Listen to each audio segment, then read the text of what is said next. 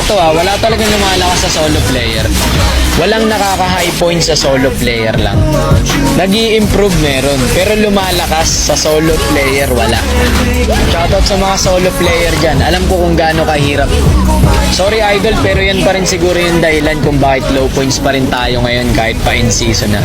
Sa kakasolo natin, hindi na tayo umangat. Ramdam ko yan tol kasi low points lang din ako.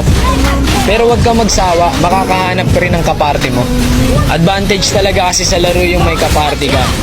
Mas lamang ang panalo dun kaysa sa larong bahala lang na mag-isa ka. Kaya simula ngayon tol, I challenge you na wag ka na mag-solo. Pero kung kaya mo namang i-handle yung inis mo sa pagsa-solo player, ituloy mo lang yan hanggang sa mapuno ka. Yan ngayon yung dahilan kung bakit depressed ka sa mga kakampi mo. Sino ba naman kasi nagsabing mag-solo ka? Alam mo namang sa solo RG, napakaraming extraterrestrial.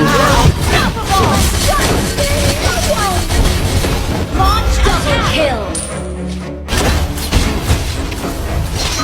Team destroyed turret. Killing spree. Attack the board.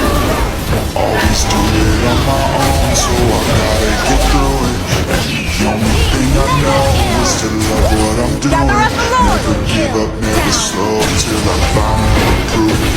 Never listen to the no's, I just wanna keep moving. Keep my head up when I act.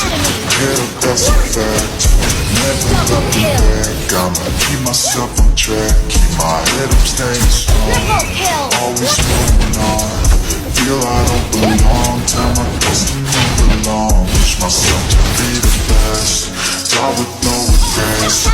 Live with every breath, see my message stop to spread. And I have so many dreams. Victory! Jeans, I think